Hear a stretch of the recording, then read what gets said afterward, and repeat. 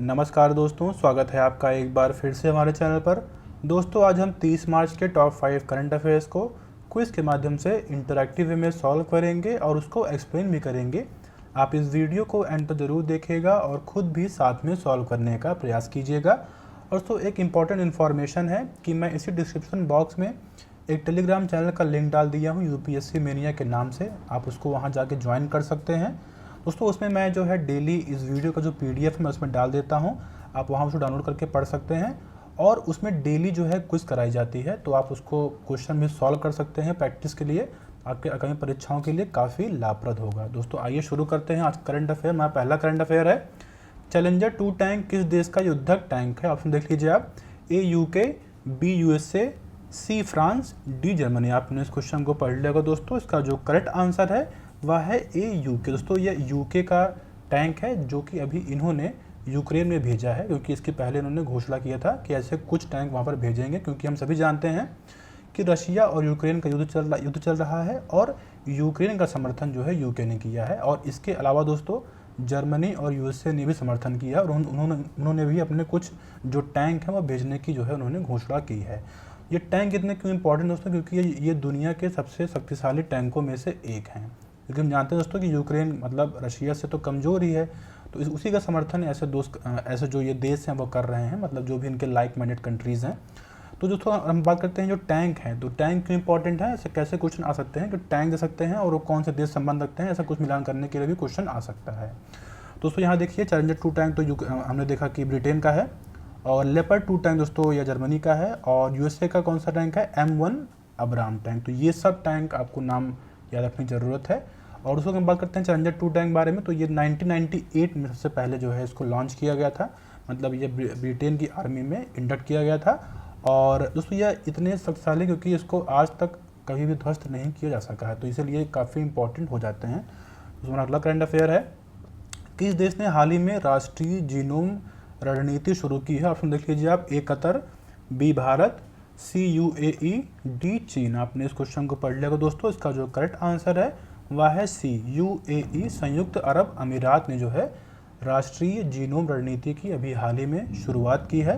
दोस्तों, इसके डिटेल में उतना जानने की ज़रूरत नहीं है हम लोगों को, बस हमको ये जानना है कि जीनोम एक्चुअली होता क्या है। तो जीनोम क्या होता है कि जो डीएनए होते हैं, ठीक है, मतलब कई सारे डीएनए मतलब जो होते हैं, मतलब जो जीन होता है, मतलब जीन हम जानते हैं डीएनए में पाया जाता है। देखिए यहाँ पर ये कोशिका है, ठीक है, यहाँ पर बीच में न्यूक्लियस होता है, इसमें क्रोमोसोम होता है और उसी में दोस्तों डीएनए और जीन पाया जाता है, ठीक है। तो मतलब कई जीन्स को मिलाकर जीनोम कहा जाता है। मतलब कुल मिलाकर हम कहें तो मतलब जो ह्यूमन बॉडी में मतलब 30,000 से 35,000 के आसपास जो जीन पाए जाते हैं।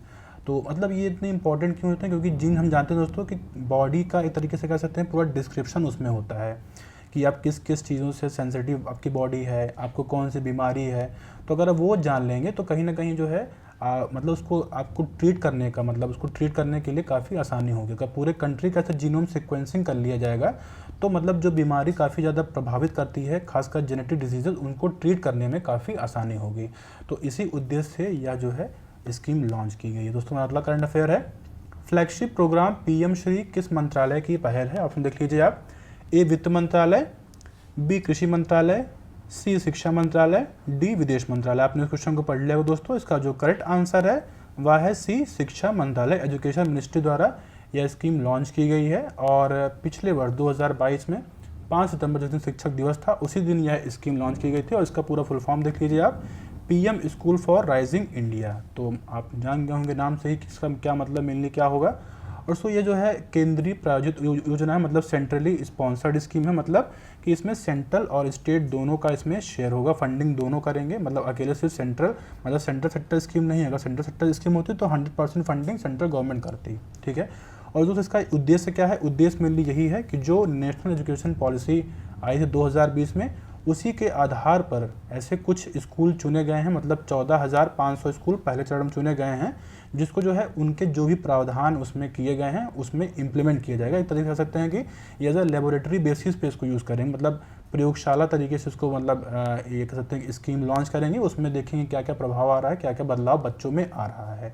तो ये मेनली इसी के लिए जो है इस स्कीम लॉन्च की गई है। और दोस्तों इसका जो पहला चरण है, यह 2022 से 2027 के बीच में लॉन्च मतलब किया गया है। दोस्तों हमारा अगला करंट अफेयर है, कौन सा राज्य स्वास्थ्य का अधिकार बिल पारित करने वाला पहला राज्य बन गया है? ऑप्शन देख लीजिए आप, ए उत्तर प्रदेश, बी राजस्थान, सी बिहार, डी हिमाचल प्रदेश। आपने इस क्वेश्चन को पढ़ लिया दोस्तों, इसका जो करेक्ट आंसर है वह है बी राजस्थान। दोस्तों राजस्थान ने यह स्वास्थ्य का अधिकार बिल, जिसको हम राइट टू हेल्थ बिल भी कहा जा रहा है, ये जो है उन्होंने लॉन्च मतलब कि उन्होंने जो है विधेयक पारित कर दिया है। और ये दोस्तों यह काफ़ी मतलब इसके जो वहाँ डॉक्टर्स हैं मतलब उनके राज्य में काफ़ी विरोध कर रहे हैं।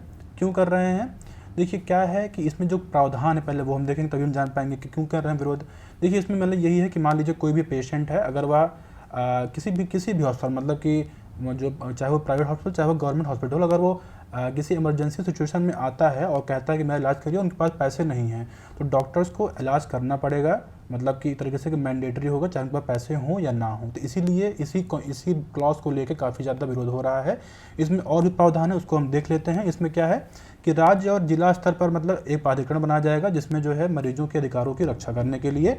दूसरा कथन है कि मतलब अगर कोई भी मतलब अगर पेशेंट है वो गंभीर रूप से अगर बीमार है और उसको रेफ़र किया जा रहा है दूसरे हॉस्पिटल में, तो जो एम्बुलेंस सुविधा है वह भी जो है जो निजी अस्पताल हैं वह पूरा मतलब इसका वो करेंगे। और तीसरा जो मतलब प्रावधान है कि अगर दुर्घटना में कोई भी मरीज़ घायल हो जाता है, अगर उनको जो उठा के मतलब वहाँ पे हॉस्पिटल में ले जाएगा, उनको 5,000 रुपये प्रोत्साहन राशि के रूप में दिया जाएगा।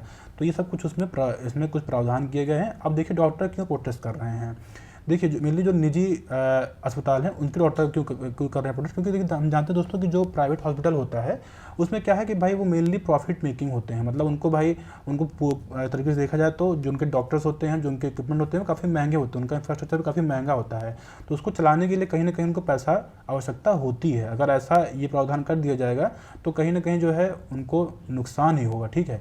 और इसमें क्या मतलब है कि इसमें क्यों वो कर रहे हैं विरोध? देखिए वो मतलब उन्होंने कहा कि ये कदम तो काफ़ी सराहनीय है, लेकिन जो ये इसमें टर्म यूज़ किए हैं इमरजेंसी टर्म काफ़ी वेग है। मतलब इसे कोई भी मरीज आता है वो तो यही कहेगा कि भाई कि हम हमारे बच्चे को देखिए या फिर जो हमारा मरीज देखिए वो काफ़ी मतलब क्रिटिकल है। तो ऐसे कंडीशन में जो इमरजेंसी वर्ड है ये काफ़ी वेग है, उसको डिफाइन करने की आवश्यकता है। और दूसरा जो कह रहे हैं कि जो ये प्राधिकरण बनाया जाएगा राज्य और जिला स्तर पर, इसमें मतलब क्या है, इसमें कौन से मेंबर होंगे, मतलब इसमें स्पेशलिस्ट होंगे या नहीं। क्योंकि मान लीजिए कोई और इसमें आ जाएगा तो कहीं ना कहीं उनका वेस्टेड इंटरेस्ट इन्वॉल्व होगा, तो उनका कह सकते हैं कि हैरेसमेंट हो सकता है जो निजी अस्पताल हैं।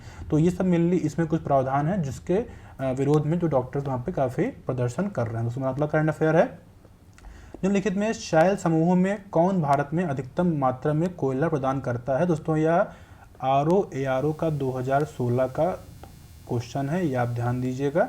और देखिए ऑप्शन देख लीजिए आप, ए धारवाड़ समूह, बी गोंडवाना समूह, सी विंध्यन समूह, डी टर्शरी समूह। आपने क्वेश्चन को पढ़ लिया दोस्तों, ऑप्शन में पढ़ लिए होंगे। इसका जो सही उत्तर है वह है बी गोंडवाना समूह। दोस्तों गोंडवाना समूह में भारत का जो 90% जो कोल होता है वह यही गोंडवाना समूह से होता है। और मेनली दोस्तों ये पूरा उड़ीसा, वेस्ट बंगाल और जो ये आपका झारखंड, फिर इधर आप साउथ यूपी, फिर मध्य प्रदेश, राजस्थान, पूरा ये एरिया में जहाँ जहाँ पे कोल माइंस है, कोल रिजर्व हैं, वो पाए जाते हैं, ठीक है दोस्तों। ये हुआ कुछ इंपॉर्टेंट करंट अफेयर। इस वीडियो को देखने के लिए धन्यवाद। आपका दिन शुभ हो।